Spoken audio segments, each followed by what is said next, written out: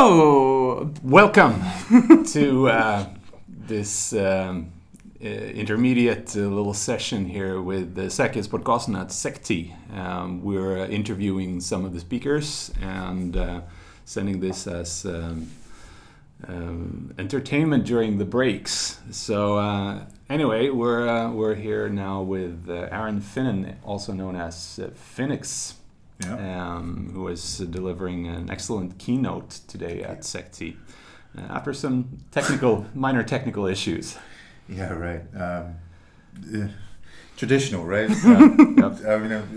This is Murphy's Law. Yeah, it is just to accept it. And this happened to me last year as well. So last year was the projector just not playing nice. I wasn't the only one to have problems. This year, it's just because Linux sucks. Yep. And I'm named, like, you can see where my history comes from in my name, f1nux, right? Yep. You know I'm a Linux user, and even I'm saying, fuck LibreOffice. Yeah. All right. Anyway, we have some questions here that we should ask all of our interview victims, and. We forgot to ask Ulf these last night, but so, we'll try to be number one. At this. Yeah. How did you start with security? What got you into security? So, we laugh and joke about me joining the wrong queue at university, but it isn't really that far away from the truth, to be honest with you. So, the local university from the city that I come from in Scotland, Dundee, Aberdeen University, had started the UK's first undergraduate ethical hacking degree. And just the moons aligned correctly and it worked out. But previously to this, I was a mature student. I was 26, kind of building websites and, making a little bit of money. And, I had a daughter coming. And I'm like, wow, it's cool. I love going out and building. I build a site a week and I get all of these beer tokens. It's wonderful. But this is not the way to go forward. So I decided that I really wanted to think about maybe doing law. And then I read the course about ethical hacking. And I basically was like, yo, cool. And I went for the interview. And yeah, now I'm sitting here with you, right? Yeah. I mean, God knows how long later. But shouts out to Aberdeen University because without them, I wouldn't be here. And there's a lot of security people now in the security industry. You'll see them at lots of conferences talking that come from Aberdeen. So yeah, I'm one of those crops, and I'm halfway. But yeah, that's how I got here. Cool. I'm not sure how I stayed here though. Don't ask me that one. Without going insane. Staying in the field, that's the easy part. Not going insane, that's the hard part. All right. What's what in your opinion would be the coolest hack in history? Oh, wow. Guys, man, giving me questions like that. So, always the answer to that question is Moximon Spike's null prefix attack against SSL, which is just so awesome on so many different levels. Yeah. So if you're not sure do you guys know what the attack is? And I like the way that Moxie had leveraged implementation vulnerabilities in 3 or 4 different systems to just cause chaos, and it's so wonderfully simple as well. Yeah. So yeah, I think that one's pretty cool, and I think I'm going to stick with that one. But the great thing with the great thing with security is that if you wait 5 minutes, there'll be something else that totally gets you. Yes. I've said this before, but security is basically a fetish for every pervert, right? You can, like, whatever turns you on, you can do it in security. Yes. Like, I like malware reversing, we've got something for you. Or I like social engineering, cool, we've got something for you, right? I think that's one of the interesting things about this field is really that it's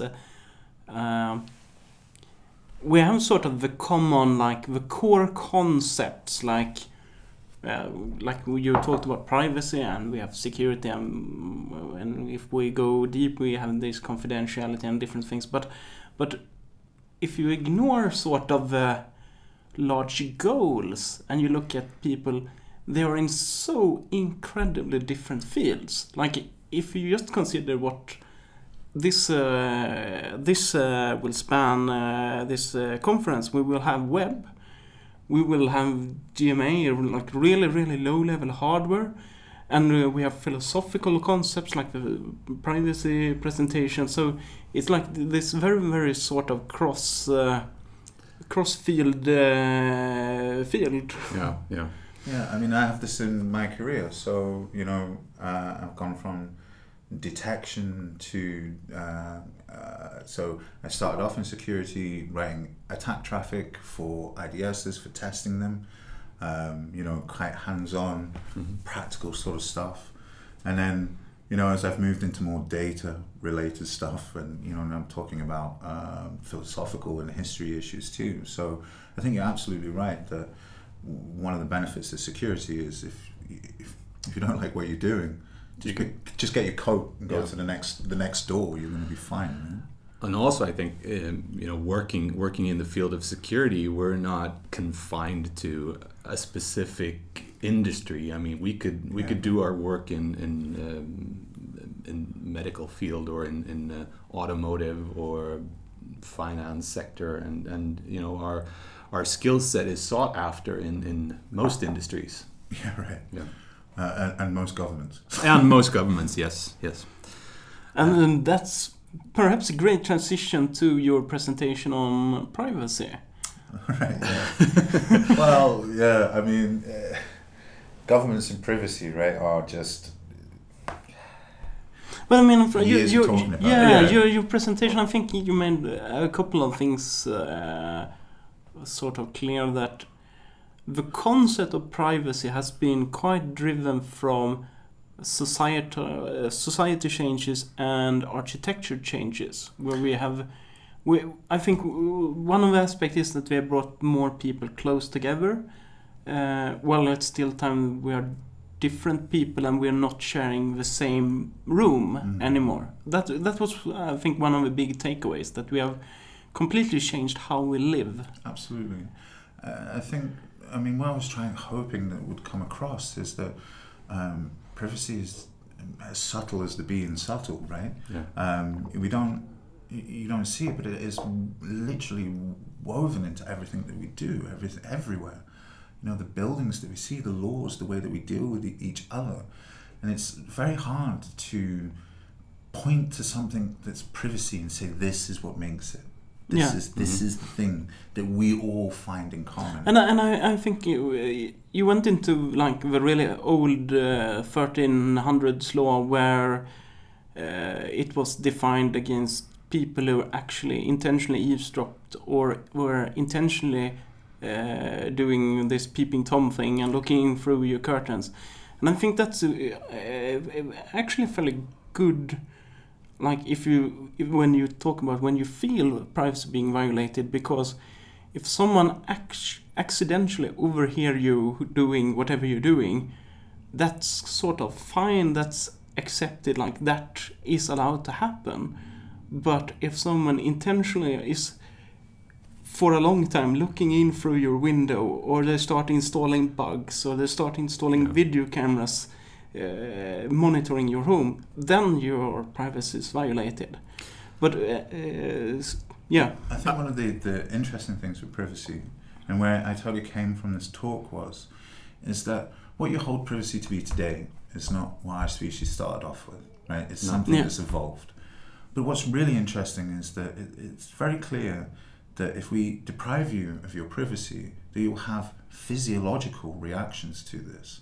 There's been in studies that the stress levels upon people being watched have a physiological impact on their actual body, which is amazing to think that we have what you could argue is learned behavior now so intrinsically attached to you that it will have an impact on your heart rate, on your breathing, on everything about you.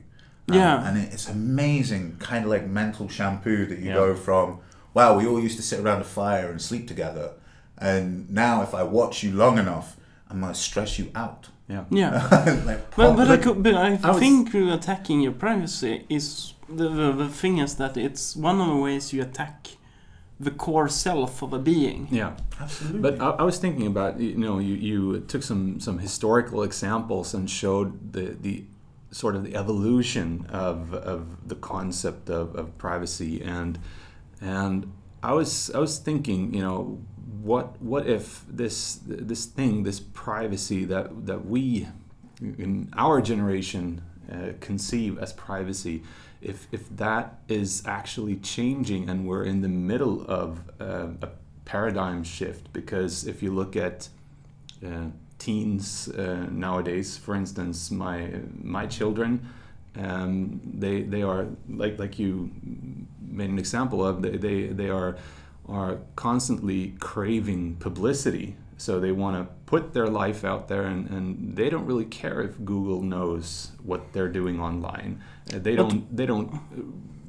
It doesn't seem to bother them at all. But I don't think this impacts. I mean, I get what you're saying totally, but the thing is drop the child part out of it, because how many adults do you know that have exactly the same mind concept? Yeah. And it's really boiled down to the case for privacy is always made after, never before. You always argue for your privacy when it's a little bit too late, right? Yes.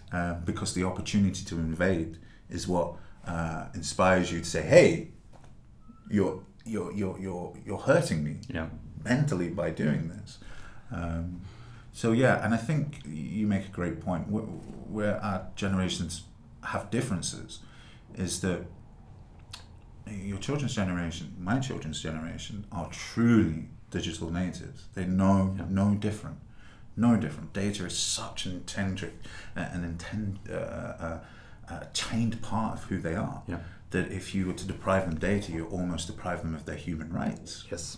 As I'm sure you've never used internet access to discipline children before. Right? I would never. It's like, pull the cable or just go in and block their MAC address, because I don't want to be without. I'm gonna rock your world. Watch this. Yes, that's probably the worst punishment you could give them. Yeah, but to be fair, you could do this to a lot of adults too. Yeah. I mean, if I took your internet away from you for a day, if you knew it was only going to be a day, you'd probably get through it. Yeah. But if I took your internet access off you and said, you might get it back. Yeah, but the interesting thing here is that that's also depending on choice. Like, if you take my internet access away, that's a crime. But if I chose to go on a journey in the mountains, and I know I will be out of internet access for a week, and I do a choice, then that's great. But for example, if my internet access accidentally break, or my phone stops getting IP packets or whatever, that it's like huge rage factor. Yeah. But back to the concept of privacy, and you were making some very good points about government, being in a position where they want to violate your privacy, but they don't like being caught at it. So I mean, just look at like Swedish laws, for instance, where we have the Official Publicity Act. Basically, you could ask for any document that's produced or received by any official entity, and that's public information, unless there are some specific reasons for classifying the document. Mainly because of privacy reasons, but also it could be national security.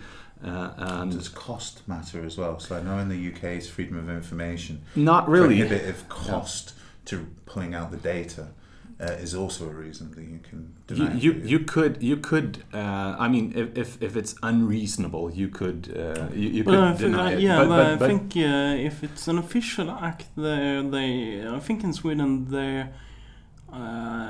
they have to have those systems in place. Yeah. And otherwise, I think this is similar to the American Freedom of Information Act, but with the difference that you are required by default to support this, and it's only if you and it should be done swiftly. Right. So you can't delay on this unless there's a very good reason, like you have to screen a document to make sure that you're not going to reveal a third party or violate someone's privacy. But what I'm getting at is that if a government wants to sort of invade your privacy and spy on you, they're going to call it national security. Or a deviation from the law, I believe the term is in Sweden, right? Oh, you have heard about that story. I was only off the plane for about 3 hours before I was told about it, right? A slight deviation. We need to have an exception here. So, that story is amazing because the highest ranking security officer stated, I think it was written, that you're not allowed to do this. I'm not a lawyer, but to my understanding, the only way you're allowed to be excluded from this law is if you go directly to the highest part of the government and get that approved. Uh-huh. And then they didn't consult a lawyer, and they didn't ask for permissions upstairs. No. So they had on the record that you are now being informed that, to the best of my knowledge, you're becoming criminals if you continue. So that was an amazing track record. And that's the the big. Let's not get into Swedish politics, but anyway, that's the big screw up because they had it on record that they were informed, and that's the huge issue here. But I mean, it is a huge issue. But being informed made a difference. How? Right? I mean, in the legal sense, it does make a difference. It makes a difference because you're making an argument about intent, about someone else's intent. Yeah. Right. But in the end, it makes absolutely no difference because your data, is agnostic. Yeah. It doesn't have feelings. It doesn't have emotions. It doesn't know right from wrong. It doesn't know. It's the active intent. It's. Right. I mean, I think in some ways data is a lot like the second law of thermodynamics, right? That you have this ordered data that is desperately trying to become unordered and free, right? And I think this is the problem where privacy in my mind is always evolving. You said earlier on about being in a paradigm shift, and I kind of thought when you said this that you can't call it a paradigm shift if you're constantly in it. No, right? It's an evolution basically. Right. Yeah. So, but what I think where we have the new phases of problems coming is that privacy always is impacted by technology, and I think we have a lot of technology coming through that's changing the very nature of how we see ourselves, how our very humanity is shared. And it's not just, I mean, you have to look at the press when the printed press comes into fruition, the fear that they have, the fear when the camera comes into place. One of the first seminal works in America about privacy is a Harvard Law Review article that is inspired totally by a lawyer's wife and daughter being picture taken by journalists and put into a newspaper. And it's the first really deep, meaningful conversation that Harvard Law School is having about privacy. And this is from the point that, my God, these new technologies, they turned up and just took the mystery of my wife in camera form and put it into print. And now we're at the point where we have the book that's a camera too, and it just keeps on those impact. It's just hard for us. You live in the storm, right? You can't see what's happening outside. And you're making the point of cameras being everywhere, and that's also a way that our society is being impacted by the constant presence of devices that can can capture a moment and broadcast that to the entire world. Left, yeah, right. and I was thinking, when I went to university, I'm not going to go into details, but I'm very glad that iPhones weren't around, because we did some crazy stuff. Yeah, right. And I probably wouldn't be as respected in the field if there had been video cameras everywhere. But I mean, this is another impact. Yeah. When we talked about the digital natives, this is the other impact, right? For us, we have a period in our history that the right to be forgotten, it wasn't even a right; it just happened. Yeah. Right? Yeah. Now you have to find judicial means. Yes. Yeah. To find But what we had as children. Yeah. But maybe privacy will evolve, but I think also, like, if in the old time, if it leaked a crazy photo of you or something, and that was, oh no, look at this politician, look what he did when he was... Take Ted Cruz. Yeah. Right? Ted Cruz may or may not have liked a pornographic movie on Twitter. Yeah. Right? Mm. Right, cool. So, shock horror, middle-aged man likes porn. Yeah. Right? Woohoo! Woo! Right?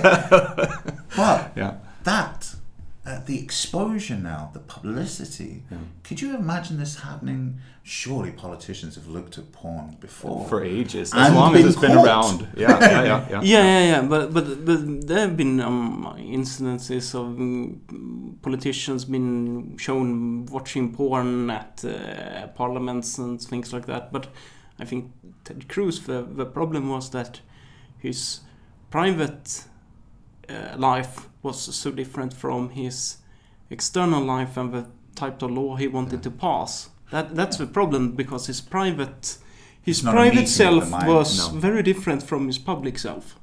Yeah, I mean, his publicity came back and bit him in the ass, right? Yeah. And he's always going to carry that around, because the internet never forgets. But the internet's a really interesting kind of notion that we always undervalue in the impact that it has. If you look at these dystopian novels that we read, right? I mean, you can look at Orson Welles' 1984. I've talked about it 1,001 times. I know it's so cliche, but Emmanuel, right? We look at this and go, "Oh my God, we're in it." Yeah. We look at Brave New World, and these dystopian authors are very good at defining Big Brother is coming, right? And what the impact of that is. But every single one of them missed the internet. Yeah. Every single one had never. They saw the teleprompts. They got the listening, they got all of that, but they all missed the impact of the mechanism that was changing the information, sending the information. A dystopian, even our best dystopian minds couldn't have foreseen the impact of the internet. Well, I actually read a novel back in the 90s. The author might have been aware of the internet, but it was before the internet became large, and they had like the concept of, I think it was called the stream, and they thought that a big war could never happen again because everyone would disagree on it on the stream, and so they had sort of the concept of sort of a global awareness through some sort of network medium. So I'm not sure which author it was, but that person was actually pretty good at predicting something that the internet might be, except that we're all disagreeing on the internet instead of agreeing. Yes.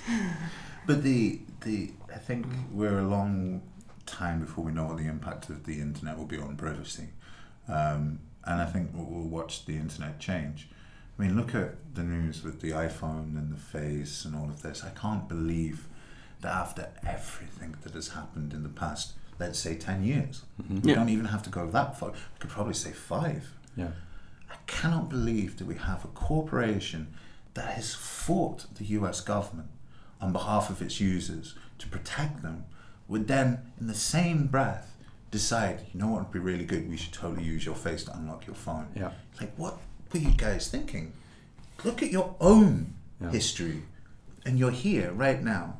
The thing is people go out and in troves to get this and to implement it. Although I heard a great man joke about the iPhone recently, and it was like I hit him so hard that he couldn't open his phone for a week. I saw some tweet about this, saying that considering our corporate policy, we will force our employees to do surgically change their appearance every 90 days. He's like PHP executive or something. Yes, like yes, that, that was it was. Yeah, that was fun. But there's also I haven't looked at specifically the new Apple face tracking face thing, but there's also the thing about consent. When you go to your computer and you enter your password, that's an active consent to log on and authorize access to my stuff. And I mean, a police officer can probably hold your phone up to your face and unlock it. Yeah. But so yes, without doubt, or your thumb for that matter. Right. Yeah.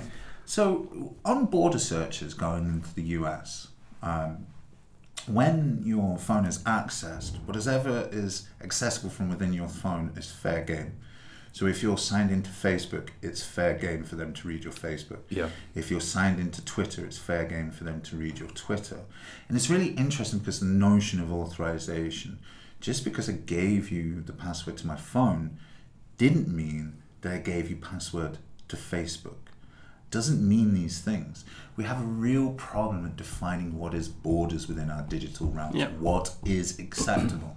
That same sort of moral dilemma also goes into like the field of forensics. Like for instance, when you're examining a corporate computer and the employee has connected this to all sorts of social media sites, or they might have their Gmail credentials cached in the browser. I mean, they're just users, right? And I sometimes will be able to go out and look at that information. Is that fair game in an investigation?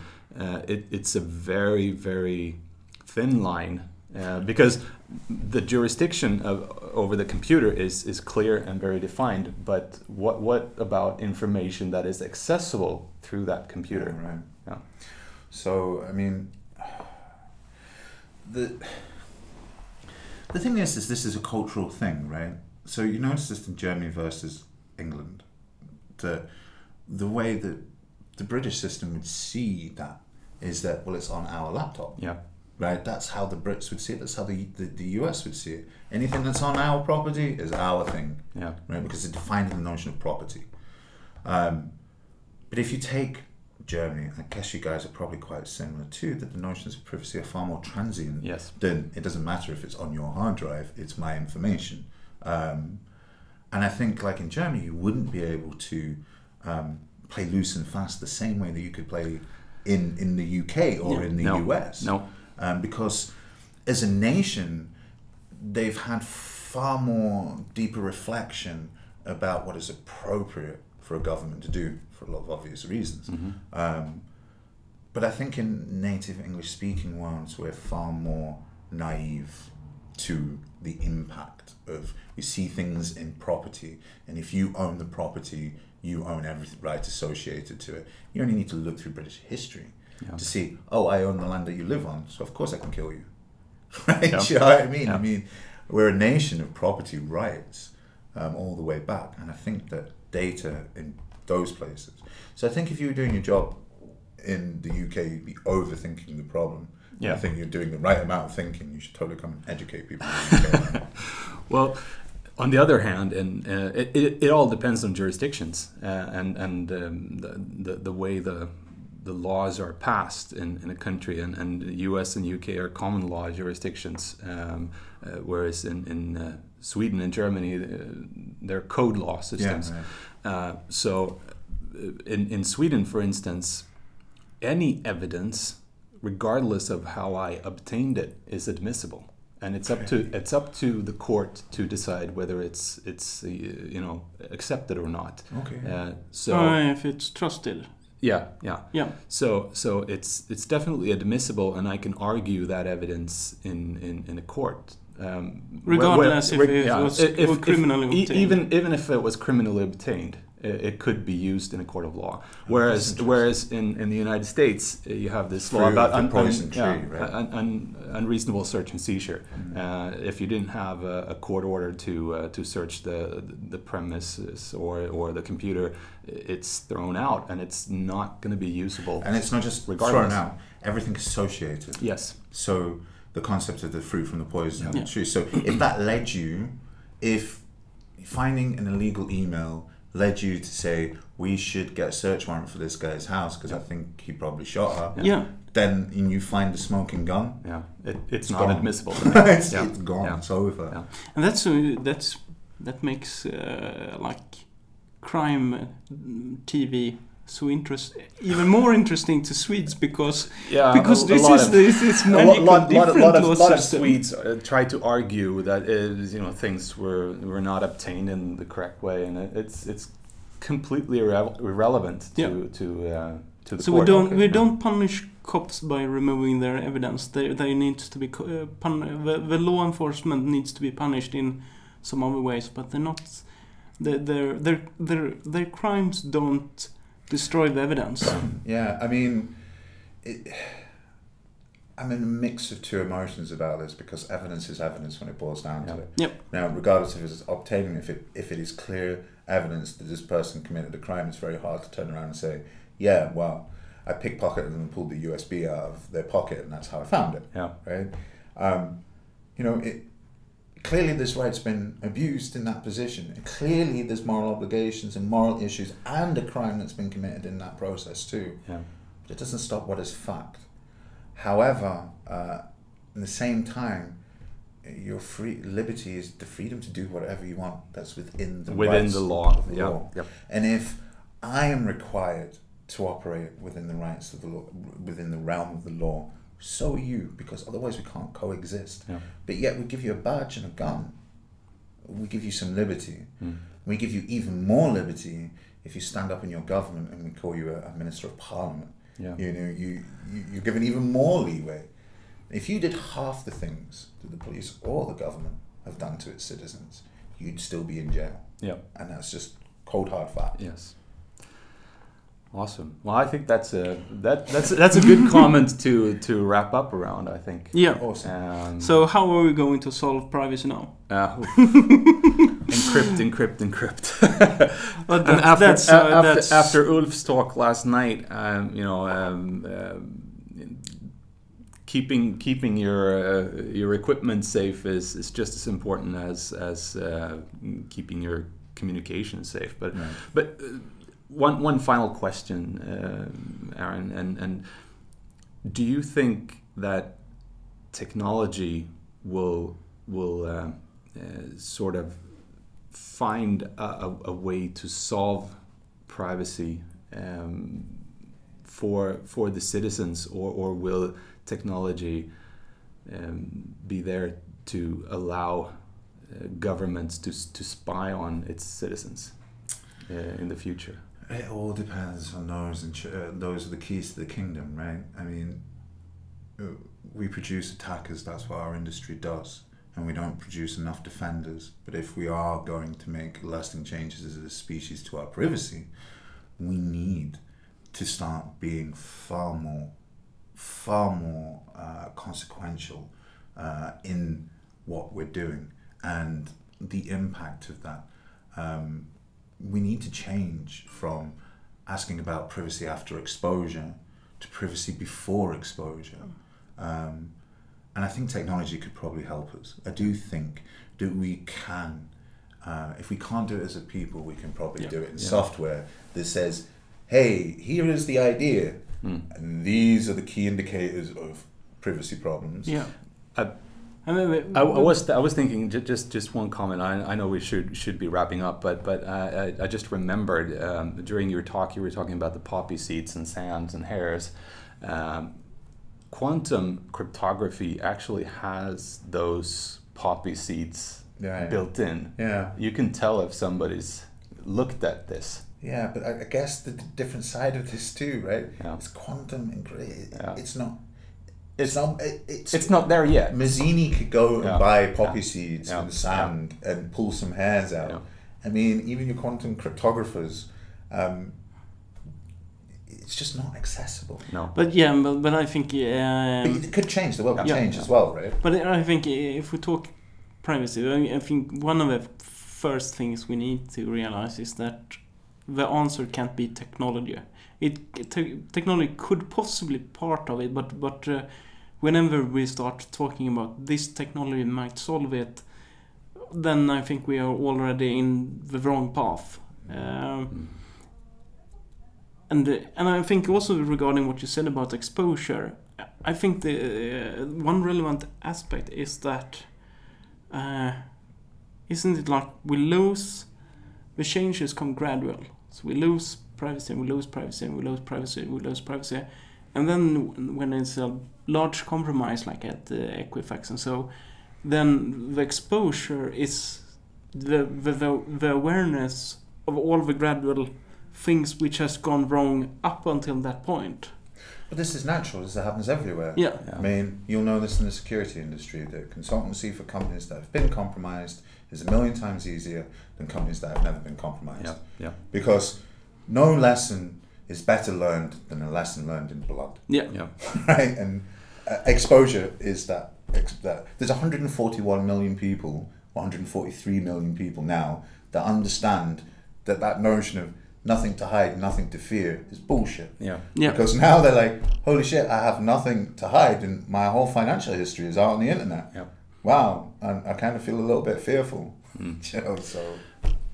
But also I think the yes, exposure to some extent will raise public opinion to rise up against invasion of privacy. However, as soon as there's a spectacular terrorist attack, privacy gets thrown out of the window. And then politicians race to remove our right to privacy because of national security. Yeah, I mean, we as a people just need to call that out when it happens. I mean, it's as simple as that. The state has been spying on you for hundreds of years, and they've never stopped a terrorist incident. No. Like, you've read the mail of everyone that was sending mails. You've read the emails of everyone that's sending emails. What do you think? The information is not in there. No. If you could prove that this would work, salute. But you're done. It's over. It's not an argument anymore. You've already failed. So yeah, I mean, but of course, coming to a government near you, why WhatsApp should give us a back door, right? I mean that's really next. I think that's a good final comment. Yes. Thank you, Arron. Thank you very much. Turned out to be a full podcast. This has been f1nux, and we're Säkerhetspodcasten, and we're live at Sekti, or kind of live. Well, sort of live, but thanks for listening in. Thank you. Thank you.